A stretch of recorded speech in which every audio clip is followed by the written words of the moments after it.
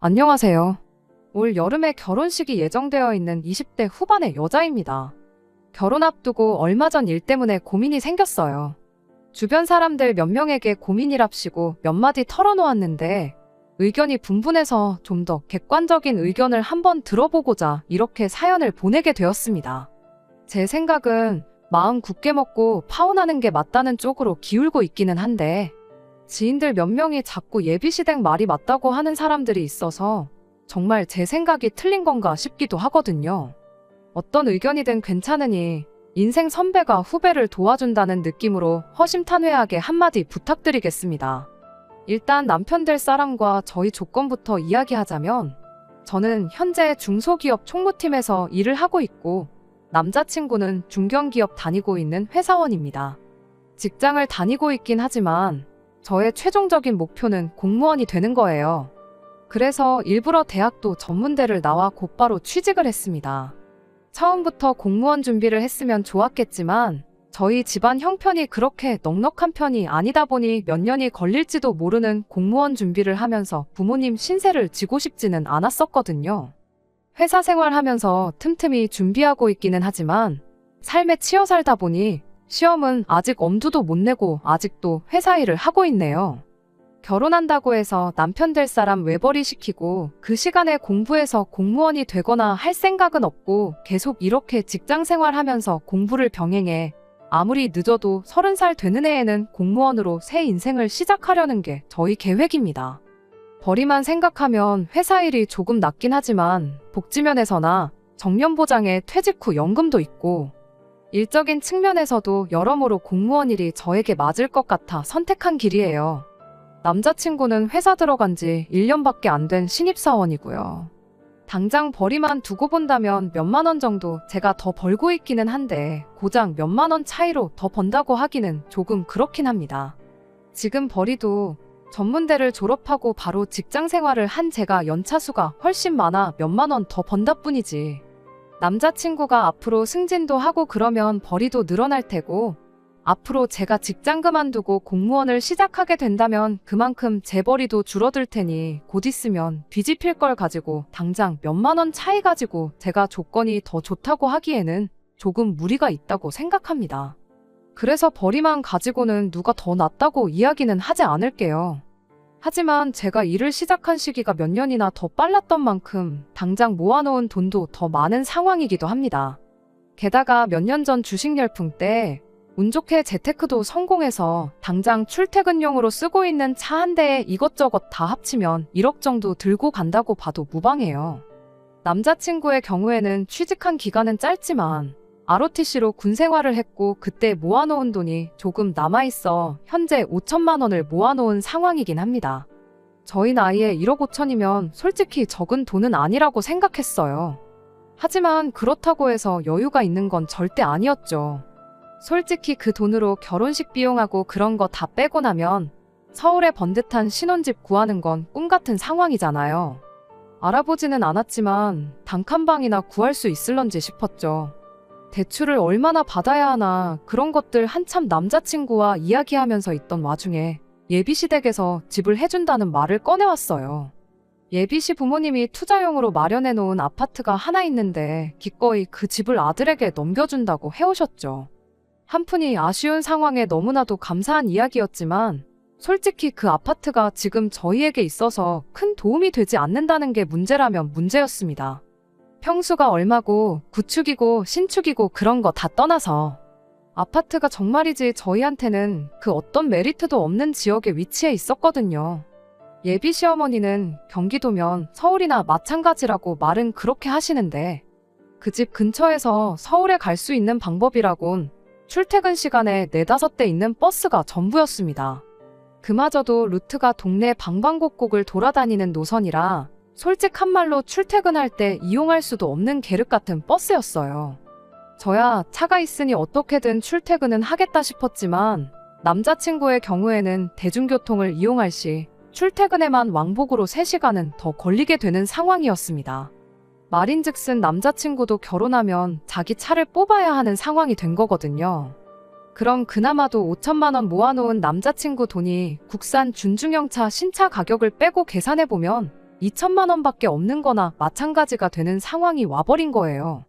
물론 예비시댁에서 집을 해주는 거니 그것까지 합치고 본다면 저희 2배인 2억 정도 가져온다는 계산이 되긴 하지만 여러모로 그 집에 신혼살림을 차릴 바에는 차라리 그 집을 팔아서 부족한 현금을 만들고 그 돈에 저희들 모은 돈을 합쳐 어떻게든 서울로 비집고 들어가는 게 최선의 선택이라는 생각밖에 들지 않았습니다. 아니면 적어도 지하철역이 가까이 있는 경기권에라도 구하는 게 수가 아닐까 싶었죠. 남자친구도 처음에는 그게 더 낫겠다고 제 의견에 동조하는 분위기였어요. 면허도 사실 장롱면허고 아침 저녁 출퇴근 시간 서울로 들어오고 나가는 도로를 보면 운전하는 것도 까마득하다면서요. 그렇게 남자친구가 제 생각에 따라 집을 정리해서 차라리 그 돈을 저희한테 보태주시면 안 되냐고 물어보기로 했죠. 그런데 예비시댁에 그 집을 팔자는 말을 꺼내자마자 보기 좋게 거절당하고 말았습니다. 그 집이 앞으로 얼마나 오를지 누가 아냐는 이유였지요. 그쪽 지역에 강남까지 개통하는 지하철이 들어선다는 호재가 있긴 했는데 그 이야기가 나온 게 벌써 몇 년 전 이야기고 아직 삽도 안 뜬 상황이거든요. 기사 같은 거 찾아보면 공사를 시작하니 많이 아직도 이런 이야기들 뿐인데 그거 하나 바라보고 당장 그 집에 들어가서 사는 건 아무리 생각해도 말도 안 된다는 게 제 생각이었습니다. 하지만 예비 시어머니는 당신의 투자에 확신 같은 걸 가지고 있었어요. 저의 의견은 당연히 무시당했고 오히려 그 아파트에 신혼살림 차리기 싫으면 차리지 말라고 대신 그 어떤 지원도 안 해줄 테니 잘난 니들끼리 알아서 살라고 하시며 불편한 기색을 숨기지 않으셨지요. 결국 제 의견에 동조해주던 남자친구도 부모님 뜻을 거역 못하고 그거라도 받고 시작하는 게 아무것도 안 받고 시작하는 것보다 낫지 않겠냐며 말을 바꿔 저를 설득해오는 지경에 이르르게 되었어요. 그러면 집을 받자마자 우리가 우리 선에서 팔아버리고 바로 이사를 준비하는 건 어떻겠냐 했는데 그렇게 하면 부모님이 참 좋아하시겠다며 그렇게는 절대 안 될 거라고 아마 못해도 그 소문만 무성한 지하철이 공사를 시작하는 순간까지는 살아야 되는 것 아니겠냐고 한마디 하대요. 그 외에 이런저런 다른 생각들이 몇 가지 더 있었는데 들어볼 가치도 없다는 듯이 나오는 태도로 보아 남자친구는 이미 그 집에 신혼살림 차리는 걸로 마음을 정한 듯 보였습니다. 그래도 그날 저녁에 남자친구가 전화가 와서는 지금 시세보다 1억 이상만 오르면 정리를 해도 좋다고 어머님한테 허락을 받았다는 연락을 해오더라고요. 1억 이상 오르는 걸 니네 눈으로 직접 보면 그때 가선 아마 니들이 먼저 팔 생각이 없어질 거라나 어쩐다나요. 그때까지는 저도 어쩔 수 없다 생각했어요.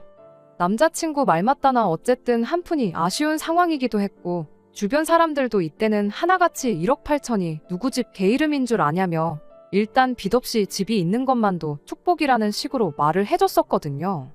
그 소문에 지하철이 언제 들어올지는 모르겠지만 어떤 이유로든 집값이 조금만 오르게 된다면 어떻게든 예비 시어머니를 설득해서 집 팔아가지고 이사가고 조금만 버티자는 식으로 마음을 잡았습니다. 이때까지는 딱히 고민도 없었고 저도 마음을 다잡은 상태였다 보니 불만이 없었어요. 그런데 얼마 전 일로 신혼집을 어디에 하는 게 문제가 아니라 이 결혼 자체가 맞는 건가 싶은 고민에 빠지게 되었습니다. 이 사연을 보내게 된 이유도 그 때문이에요. 예비 시어머니가 갑자기 저만 따로 부르길래 무슨 일인가 했더니 당신이 집을 해오는데 너네 집에서는 뭘 해올 거냐 물으시대요. 그때는 그 말의 의도가 뭔지 몰라서 일단 제 돈으로 신혼살림부터 장만하고 남은 건 수익률 좋은 펀드나 적금 같은 걸 들어놓을 예정이라 대답했습니다. 그랬더니 말귀를 못 알아듣는다면서 답답하다 하시대요. 그때까지도 정말 뭐 때문에 저러나 도무지 이해가 가질 않았습니다. 그래서 정확히 뭘 말씀하시는지 모르겠다고 단도직입적으로 이야기를 했죠. 제 대답에 예비 시어머니는 이걸 내 입으로 말해야 하는지도 모르겠다고 툴툴거리면서 그제서야 본론을 말해왔어요. 보통 시댁에서 집을 해주면 현금 해단을 해오는 게 우리나라 미풍양속이라면서 저희 집에서 아무 말이 없길래 이렇게 말하는 거다 한마디 하시대요. 콕 집어서 현금 해단을 말하는 거 보니 저한테 돈 1,200만 원 받자고 그러는 건 아닌 것 같아 보였어요. 그래서 제가 다시 예비 시어머니한테 되물었죠. 저희 친정어머니가 그런 거 잘 모르셔서 그냥 넘어간 걸 수도 있으니 차라리 원하시는 걸 말씀해달라고요. 친정어머니가 모르실 수 있다는 게 사실 거짓말이긴 했어요. 딱 봐도 흥정하듯이 얼마 받고 얼마 더 이러면서 이야기 오갈 게 뻔한데 괜히 돈 얼마 가지고 맘 상하는 것보다야 원하는 걸 먼저 알고 맞춰드리는 게 맞다 생각했습니다. 그때는 예비 시어머니가 그 집을 가지고 이렇게 욕심을 험하게 부릴 거라고는 생각도 못했었으니까요. 일단 보통 시댁에서 집을 해주는 경우 현금에다는 집값의 10% 정도를 준다더라 하면서 2천을 준비하라고 해오셨지요. 집 시세가 1억 8천이기는 했는데 뭐 그런 것까지 따질 거 있겠나 싶어 그냥 넘어갔습니다. 암만 제가 남자친구보다 돈을 더 많이 모아간다고 해도 집 해주시는 거 생각하면 부족한 액수였다 보니 그 정도는 저희 부모님한테 여쭈어봐도 되겠다 싶었어요. 돈이 남아있는 상황이니 여차하면 제가 대신 드려도 되겠다는 생각이었죠. 그런데 예비 시어머니가 원하는 건 거기서 끝이 아니었습니다. 일단 혼수로 신혼살림들을 제가 채우는 건 당연한 것처럼 요구하셨고 결혼식 비용도 전체를 저희 집에서 부담해야 한다고 말해왔거든요. 어차피 신혼살림은 제가 채울 생각이었기에 아무 문제 없었고 결혼식 비용도 이러나 저러나 축의금 들어오는 게 있으니 그 부분도 제가 하면 할 수 있겠다 싶었어요. 그런데 제 입에서 알겠다는 소리가 나오자마자 대번에 또 한 가지 요구사항을 꺼내오더군요. 그건 바로 집 리모델링에 관한 이야기였습니다. 집이 오래되고 낡은 상태이긴 했는데 그것까지 나한테 다 떠넘기는 건가 싶었는데 그 집 리모델링은 할 필요가 없다고 그냥 도배장판 정도만 새로 하고 말라고 한마디 하시대요. 그건 그나마 다행이구나 싶었는데 그게 아니었어요. 원래 이래저래 전부 다 뜯어 고쳐야 하는 게 맞지만 어차피 그 집은 조만간 지하철 노선 공사가 시작되면 몇 년 살다가 정리할 집이니 돈 아깝게 고칠 필요가 없다네요. 언제 공사가 시작될지도 모르시면서 아직도 저 이야기를 하시나 싶어 혼자 속으로 답답해하던 찰나 그대로 마시고 있던 주스를 예비시모 얼굴에 뿜어버릴 뻔했습니다. 이러나 저러나 지하철 공사만 아니었으면 해야 했을 리모델링이 아니겠냐 하면서 그걸로 당신 살고 있는 집을 리모델링 시켜달라네요. 이미 견적도 다 내놓은 상태고 4천만 원만 주면 된대요. 다른 걸 다 오케이 하니까 어디까지 오케이 하는지 떠보는 건가 싶은 생각이 들 정도로 황당하고 무리한 요구였지요. 그래서 그 말에는 대답을 미뤘어요. 그건 부모님하고 한번 상의해보는 게 좋겠다고요. 그랬더니 그 새를 놓치지 않고 너네 엄마는 그런 거 잘 모른다면서 뭘 물어보냐고 따지시대요. 그냥 다들 그렇게 하는 거고 니들 어차피 그 집에서 평생 살 생각도 없다지 않았냐. 집값 오르면 집을 판다고 하지 않았냐고. 그것만 아니었으면 고쳐서 살았어야 할 집 아니었냐며 어차피 돈은 똑같이 들어갈 거였다는 걸 잘 좀 설명하라 하시대요. 지금은 치사해 보여도 나중에 그 집이 5억, 6억 정도까지 가게 될 텐데 그거 생각하면 리모델링비 4천 내주는 거 껌값이나 마찬가지라고 당신한테 고마워하게 될 날이 올 거라고 절대 손해보는 장사가 아니니 아까워 말라면서요. 그것 때문에 고민이 참 많아졌어요. 현금 예단 2천에 리모델링 4천, 혼수랑 결혼 비용까지 대충 계산해보면 제가 22살 이후로 평생을 바쳐 모은 돈을 전부 털어먹겠다는 소리로 밖에 안 들리거든요. 설마 그랬겠어? 싶은 생각도 드는 게 어떻게 보면 제가 모아놓은 돈 액수랑 딱 맞아 떨어지는 게 예비 시어머니가 그냥 제 돈을 노리는 건가 싶기도 하고 손해본다 생각하지 말라.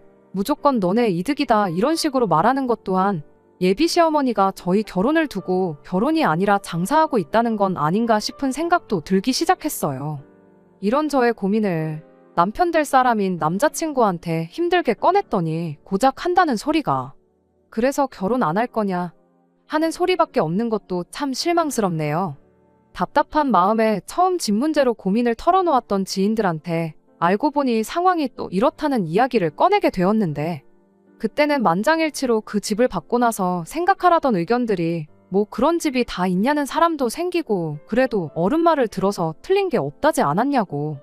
설마 자식 결혼하는데 부모가 한 푼을 더 해주려고 하지 손익을 따져서 그런 소리 하는 거겠냐며 예비 시어머니 말을 들으라는 의견까지 거의 반반으로 갈려서 분분해진 상황입니다.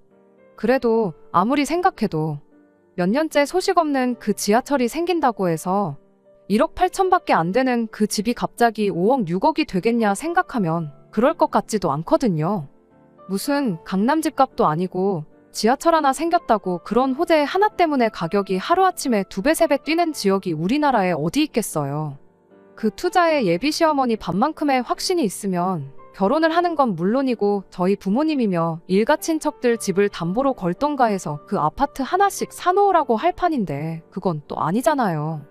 며칠을 두고 생각해봐도 달라지는 게 없고 예비 시어머니가 돈돈거리던 게 생각나면 저는 그냥 파혼을 하는 게 맞나 싶기도 한데 파혼 생각이 들 때마다 주변 지인들한테서 그래도 예비 시댁 말을 들으라는 조언을 몇 번 듣고 나니 제가 정말 잘못 생각하고 있는 건가 싶기도 하고 도무지 갈피를 잡지 못해 미치겠네요. 안녕하세요. 이렇게 3달 만에 다시 찾아오게 되었습니다. 길게 생각할 것도 없던 걸 가지고 3달이나 제 인생에 시간 낭비를 했다니 정말 저도 어이가 없네요. 결론부터 말씀드리자면 파혼은 진작에 했어요. 벌써 2달이나 지난 일입니다. 묻고 따질 것도 없이 파혼하라던 몇몇 분들의 조언이 정답이었는데 그걸 무시하고 다른 좋은 방법을 찾아보겠다고 나서다 괜히 시간만 더 끌게 된 꼴이네요. 일단 말씀드렸다시피 처음엔 저도 최대한 이야기를 좋은 방향으로 끌어나가고 싶었습니다. 생각해보니 그 집을 굳이 저희가 받지 않아도 그 투자 가치를 유지시킬 수 있는 방법이 있더라고요. 그 집을 저희한테 주는 게 아니고 차라리 새를 구하는 방법이었죠. 그리고 그 돈을 저희한테 빌려주면 예비 시어머니는 집도 유지하고 우리는 우리대로 결혼 자금에 여유가 생기지 않겠나 하는 생각이었어요. 워낙 오래된 집에 위치적으로도 좋은 게 없는 아파트다 보니 전세가가 시세에 비해 형편없긴 했지만 그 돈은 뭐 돈 아닌가요? 현실적으로 생각해도 이거보다 좋은 방법이 없었습니다. 그리고 그렇게 하면 얼추 남자친구가 자기 차를 뽑는다는 전제하에 가져오는 돈도 거의 반반으로 비슷해지게 되는 거였고요. 그럼 뭐 예비 시어머니가 현금에 다니니 리모델링이니 저한테 물어볼 것도 바랄 것도 없게 되는 거잖아요. 세입자가 나가게 되면 나가게 되는 대로 저희가 돈을 다시 빌려서라도 만들어드리고 새로 세입자 받으면 그 돈으로 갚는 식으로 한다면 복잡하기야 하겠지만 문제될 것도 없다 싶었습니다. 경기권 아파트 보니까 예비 시어머니가 해주기로 했던 집 근처에도 몇 년 전에 지하철이 새로 개통돼서 훨씬 좋은 지역도 있었고요. 그리고 그 아파트 시세를 보니까 예비 시어머니의 예상처럼 지하철이 생기기 전으로 해서 5억, 6억까지 크게 오른 상황도 아니었어요. 기껏해야 몇천 정도 오른 상황이고 오히려 요즘 부동산 불황 때문에 가장 비쌀 때랑 비교하면 그것보다도 싼 가격이었고요. 차로 거의 30분 거리기는 했지만 그래도 같은 경기권에 예비 시어머니가 노래하는 그 지하철 노선에 영향권이 있을 법한 동네로 신혼집을 구하면 시어머니도 절대 저희 의견에 반대를 하지 못할 거라 생각했는데 그런데 그게 아니었어요. 애초에 예비 시어머니가 저희한테 그 집을 주려는 게 아니고 떠넘길 속셈이었던 겁니다. 알고 보니 1억 8천 아파트에 대출이 아직도 5천만 원이 더 남아있는 상황이었어요. 심지어 그 대출은 저희가 그 집을 받으면서 이어받아 결혼 후부터는 저희가 갚아야 하는 돈이었던 거였죠. 그뿐만이 아니라 예비 시어머니가 그 집이 2억일 때 매매를 했다는 사실도 알게 되었습니다. 지하철 이야기 나오기 시작하고 그때 되면 이 집이 5억, 6억은 될 거라는 뜬소문에 투자 심리가 가장 커 있을 때 멋모르고 들어간 거예요. 그 이야기를 들으니 계산이 딱 들어맞대요. 일단 현금 예단으로 집값이 10%, 그러니까 2천을 가지고 오라고 했던 것도 애초에 자기가 집을 처음 샀을 때 가격을 이야기했던 거예요. 1800이라고 하면 이상하고 1500 받자니 조금 짜치는 것 같아서 올림으로 계산한 건 줄 알았는데 게다가 이러나 저러나 2억 주고 산 집이 1억 8천이 되었으니 저한테 그 돈을 받으면 어떻게 손해는 안 봤다는 느낌이 들어서 그런 거 아니겠나 싶었습니다. 남자친구는 거의 예비 시어머니 말에 세뇌가 되어 있는 상황이나 마찬가지였습니다. 대출이 5천이 남아있다 한들 순수하게 집값만 따지면 1억 3천이라고 거기에 자기 돈 5천까지 합하면 자기가 1억 8천 해오는 건 변하지 않는 사실이라는 거예요. 그러니까 제가 현금에단 2천 해오고 자기 엄마 집 리모델링 비용으로 4천을 낸다고 해서 제가 절대 손해보는 게 아니라는 소리를 하고 자빠졌네요. 그래서 남자친구한테 제가 말했죠. 어머님이 우리한테 투자 실패한 집을 떠넘기고 손해를 메꾸시려는 것 같지 않냐고요. 그랬더니 남자친구가 대번에 노발대발. 지금 너 미쳤냐고. 무슨 시어머니를 옆집 사람 돈 뜯어먹으려는 옆집 아줌마처럼 이야기를 하냐고 한마디 하대요. 앞으로 평생을 시어머니로 섬기고 살아야 할 분을 두고 말을 그렇게 하고 있냐고 입에 개거품을 무는데 남자친구하고 둘이 이야기 나눠봐야 평생 이런 식으로 말다툼만 할 것 같고 삼자 대면을 할 때가 온 것 같아 남자친구한테 어머니 모시고 오라고 그리고 나서 이야기 나눠보자고 한마디 말하고 자리에서 일어났습니다. 그리고 며칠 지나서 예비 시어머니도 함께한 자리에서 셋이 이야기를 나누게 되었어요. 남자친구가 저와 나눈 대화를 지 엄마한테 미리 말했는지 나름 준비를 해서 오셨더라고요. 중재안이랍시고 꺼내온 게 그럼 그 집을 팔아서 돈으로 줄 테니 저보고 1억을 더 지참해오라는 소리였어요. 저희 집안 형편을 알고 그런 말을 꺼낸 건지는 모르겠지만 그래도 똑같이 반반 결혼을 하자는 소리나 마찬가지니 나름 합리적이다 싶었죠. 친정부모님이 1억을 해주실 수 있을지는 상의를 해봐야 알 일이지만 그렇게 둘이서 4억이면 그냥저냥 시작부터 서울에 전세를 구해 들어갈 수 있겠구나 싶은 생각이었는데 그런 생각을 하기가 무섭게 말을 덧붙이더군요. 그렇게 1억을 제가 더 지참해오면 받기로 한 현금에 단하고 리모델링 비용으로 대출을 갚아 집을 팔아주겠다는 소리를 하는 거 아니겠어요? 그게 무슨 말도 안 되는 소리시냐 바로 따졌죠. 똑같이 반반 결혼하는데 예단이니 리모델링이니 그런 건 이제 이야기할 가치도 없는 거 아니냐고요.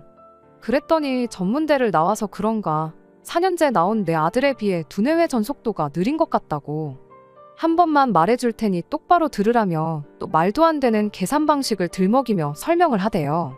결국엔 집을 팔아서 돈을 더 주는 거니 집을 해오는 거나 마찬가지 아니겠냐면서 당신 입장에선 그냥 집 해주고 하기로 했던 대로 예단에 리모델링비를 받는 거랑 다를 게 없는 상황이라나요. 그리고 아들 돈 5천에 집값 2억 하면 자기네가 2억 5천을 해오는 거니 애초에 반반 결혼도 아니라고 우겨대는데 한마디로 어이가 없었죠. 그 와중에도 깨알같이 집값을 2억이라 우기는 건 그렇다 쳐도 대출 5천 남아있는 거 그건 왜 쏙 빼고 말하는 거냐고 바로 따져 물었어요. 정확히 따지고 보면 남자친구 돈 5천에 집으로 1억 3천이니 내가 1억을 더 지참해온다고 가정하면 2천을 더 해오는 게 맞지 않냐고요. 그랬더니 또 한다는 소리가 너 때문에 안 팔아도 되는 집을 팔게 생겼으니 이러는 거 아니겠냐고 바득바득 우기는 거 아니겠어요? 그래서 아드님한테 내 말 못 들으셨냐. 집 팔지 말고 가지고 계시라고. 그 집이 5억, 6억이 아니라 50억이 돼도 그 돈에 욕심 하나 안 내겠다고 그냥 전세 주고 그 돈만 대주시면 앞으로 전세금 빼줘야 할 때도 아무 문제 없도록 하겠다고 그렇게 이야기했죠. 그랬더니 예비 시어머니가 이제야 네 속셈을 알겠다며 못 배운 것들이 욕심만 더하다더니 아주 무서운 년이었구나 하면서 말도 안 되는 어깃장을 부리기 시작하는 거 아니겠어요?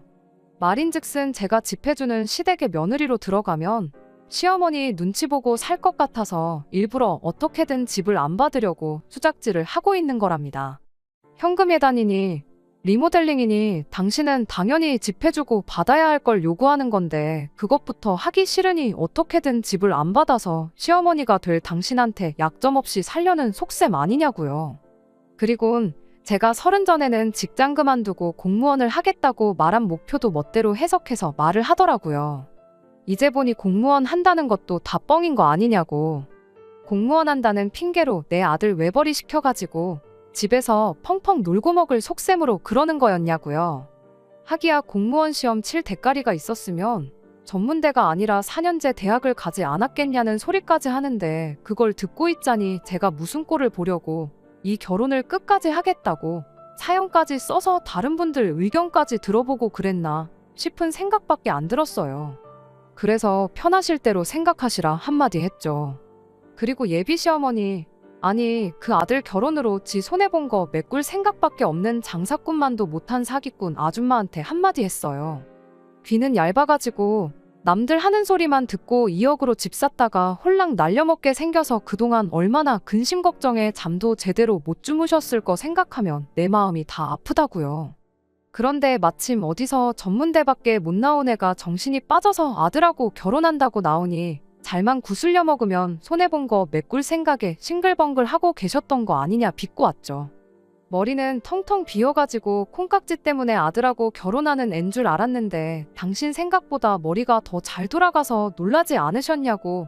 남의 돈으로 손에도 메꾸고 아들 자식한테 짐덩어리도 떠넘길 수 있었는데 그거 못하게 된 건 참 아쉽겠다고 그렇게 한마디 해줬네요. 저도 몰랐다고. 결혼까지 생각한 사람이 단순 계산도 못할 만큼 이렇게 멍청할 줄은 생각도 못했는데 어머님 덕분에 이 사람이 남편감으로도 별볼일 넘는 사람인 거 깨닫게 해줘서 그건 감사하다고. 그깟 집 한 채 가지고 아들 돈으로 편하게 살고 시어머니 개무시하고 그럴 사람처럼 보였으면 애초에 어떻게든 집을 해줘서 약점을 잡는 게 아니라 결혼부터 시키지 마시라 그렇게 한마디 해줬습니다. 그리고 사람 잘못 보신 건 참 안타깝다고. 아마 모르긴 몰라도 제가 어머님 아들이 데려올 수 있는 며느리 후보들 중에서는 제일 가는 사람이었을 거라고. 어머님만 아니었어도 이 결혼을 해서 제가 평생을 후회 속에 살게 되었을 텐데 이제는 상황이 바뀌어서 남자친구가 저를 놓친 걸 두고 평생을 후회하게 만들어주셨으니 그것도 어떻게 보면 감사할 일이겠다고 그렇게 한마디 해주고 그 길로 자리를 박차고 나왔네요. 그냥 여러분들 조언대로 진작에 파혼해버렸으면 이 꼴을 안 봐도 되었을 텐데 그래도 마지막에 할 말은 하고 끝낸 것 같아 마음만큼은 후련했습니다. 지지난주에 남자친구를 다시 만날 일이 있었어요. 미련이 남아 다시 잘해보려고 만난 건 아니고 잠깐이나마 결혼 준비하면서 들어간 돈이랑 이런 거 깔끔하게 정산을 해야 했거든요. 진작에 만났어야 했는데 꼴 보기 싫어서라도 그 돈 포기하고 안 볼까도 싶었는데 단돈 10,000원도 그 자식 때문에 손해볼 거 생각하니까 그러고 싶지가 않았거든요. 빨리 끝내고 싶어서 남자친구 집 근처로 찾아가서 나오라고 연락을 했는데 약속 장소에 나오기까지 2시간 반이나 걸리더라고요. 뭐 때문에 이렇게 늦었나 했더니 기어이 예비 시어머니였던 그 아줌마가 더 이상의 손해는 감내하기 싫었는지 아들한테 그 집을 떠넘겼는가 봐요. 일단 남자친구 돈으로 대출을 정리하고 나머지 1억 3천은 남자친구가 버는 족족이 엄마한테 갚기로 했다나 봐요. 전화 받고 서울까지 들어오는 게 2시간 반이나 걸리는 꼴을 보니 괜히 결혼해서 그 집에 신혼살림 차리지 않기를 잘했다 싶은 생각밖에 안 들었네요. 내 이름으로 예약해서 위약금 물어낸 거 같이 계산한다고 통장에 합쳐놓은 것들 제가 미리미리 정리한 엑셀 파일 보여주면서 정산을 하고 있는데 남자친구가 그제서야 네 말을 들을 걸 그랬다며 엄마한테 집 받고 2달도 안 지났는데 그새 집값이 떨어져서 1억 6천, 1억 7천에 올라오고 그러더라며 신세한탄을 하더라고요. 그러더니 집이 이제 자기께 되었으니 더 손해보기 전에 당장에라도 팔아버리겠다고. 그렇게 하면 다시 자기랑 결혼할 생각은 없느냐 묻대요. 그래서 대번에 제가 미쳤냐고, 네가 나면 당신 어머니 같은 사람을 시어머니로 모시고 살 수 있겠냐고 한마디 해주고 바로 말을 끊어버렸습니다.